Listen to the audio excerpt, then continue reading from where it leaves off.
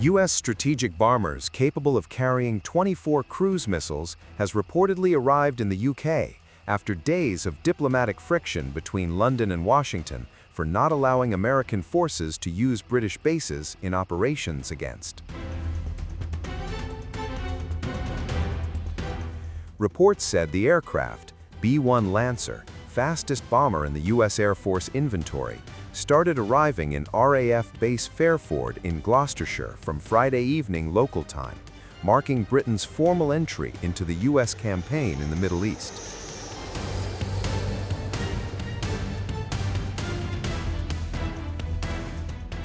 The landing followed Prime Minister Keir Starmer granting the United States permission to use both RAF Fairford and the base at Diego Garcia in the Indian Ocean for what Downing Street described as defensive strikes against Iranian missile sites.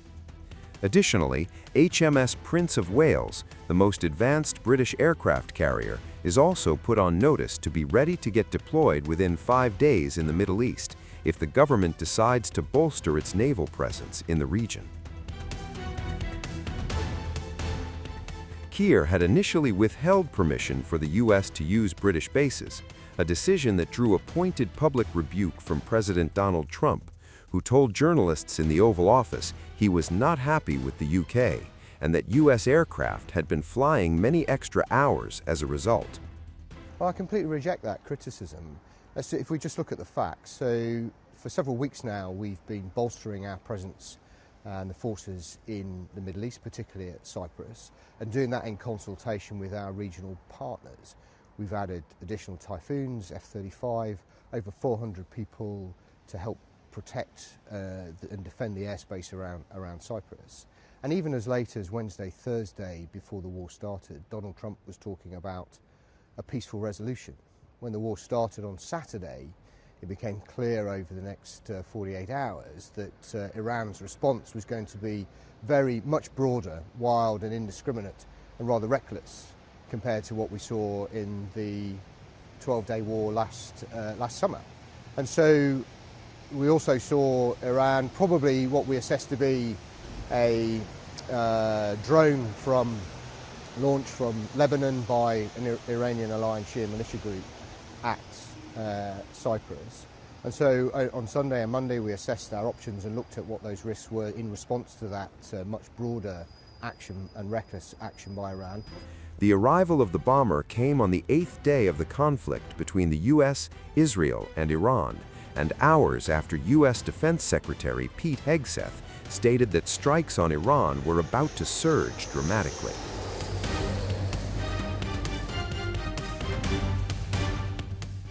But despite granting use of the bases, Keir has refused to join in strikes, telling members of parliament that the government does not believe in regime change from the skies.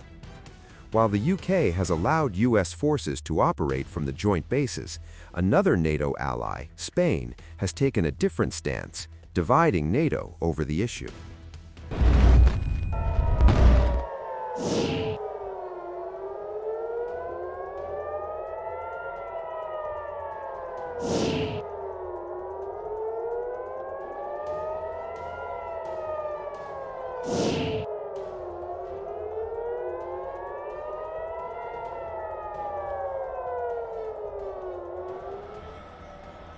NATO ally Germany has refused to participate in the United States and Israel's war against Iran. German Foreign Minister Johann Wadephul said that Berlin does not have the corresponding military resources and the government has no intention of participating in any way. According to the German media, Wadephul made the remark after reports citing officials claimed that Berlin was seriously considering taking military action against Iran if it does not cease attacking countries in the region. On Sunday, German Chancellor Friedrich Merz said that, globally, international law was being respected less and less, and there was little point in lecturing allies. He said the Iranian regime was a terrorist one, endangering its citizens and the region, and therefore Germany essentially agreed with the goals of the U.S. action. At this very moment, we simply do not know what kind of future structures will be established or with which specific individuals in Iran. From my perspective, the absolute most important thing is that the Iranian people now finally get the chance to decide for themselves about their own political leadership. However, we are aware of neither potential actors nor any groups that would be in a position to accomplish that. That is why I also emphasized in my statement that it is not without risk to carry out such a military operation now, even considering the division of labor between Israel and the United States of America. There will be a day after this, and that day after must be a day of peace, of freedom, with democratic elections and with good neighborly relations throughout the entire region. And that is not yet foreseeable at this present moment. We are hoping for it, but we are not certain. Earlier, British Prime Minister Keir Starmer said that the United Kingdom will not join in strikes on Iran, but agreed to let the U.S. use British bases for attacks on Tehran's missiles and their launch sites. Yesterday, I spoke to you about the situation in the Gulf and explained that the United Kingdom was not involved in the strikes on Iran. That remains the case. Over the last 2 days, Iran has launched sustained attacks across the region at countries who did not attack them. They've hit airports and hotels where British citizens are staying. This is clearly a dangerous situation. We have at least 200,000 British citizens in the region, residents, families on holiday, and those in transit. I ask all our people in the region to please register your presence and follow Foreign Office travel advice. I know this is a deeply worrying time, and we will continue to do all we can to support you. Our armed forces, who are located across the region, are also being put at risk by Iran's actions. Yesterday, Iran hit a military base in Bahrain, narrowly missing British personnel.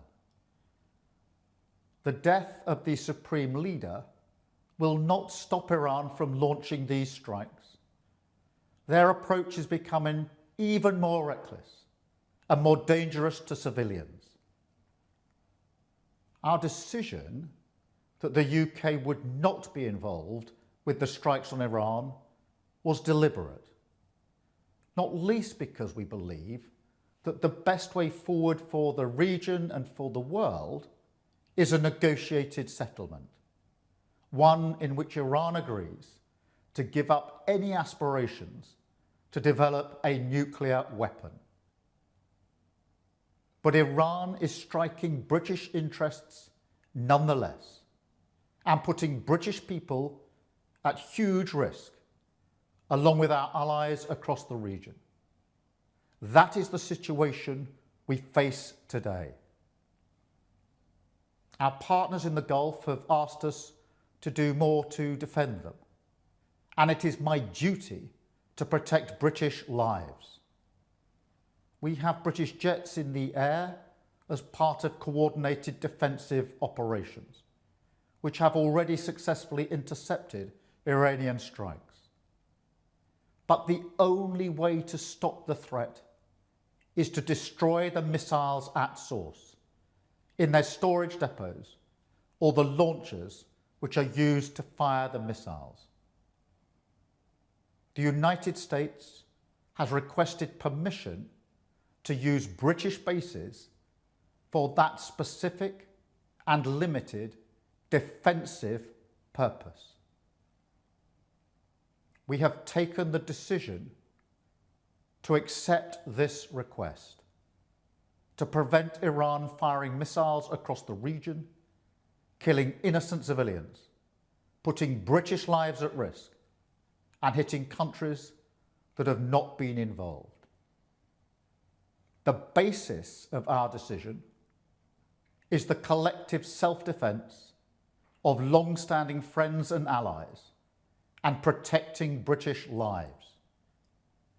That is in accordance with international law, and we are publishing a summary of our legal advice.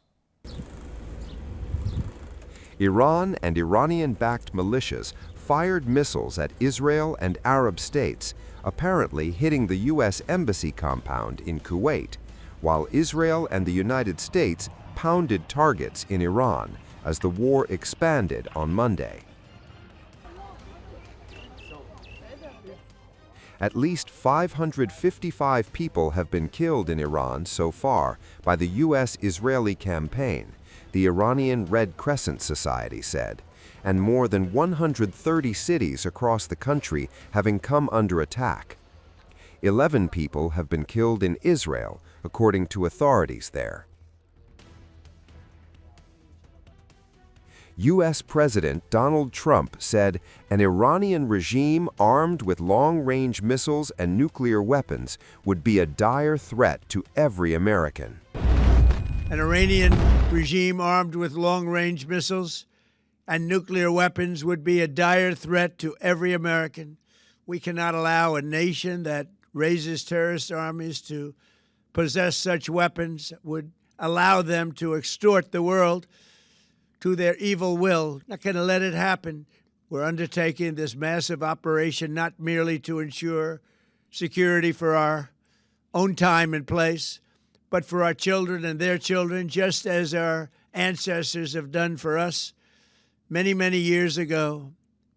This is the duty and the burden of a free people. These actions are right and they are necessary to ensure that Americans will never have to face a radical, bloodthirsty terrorist regime armed with nuclear weapons and lots of threats.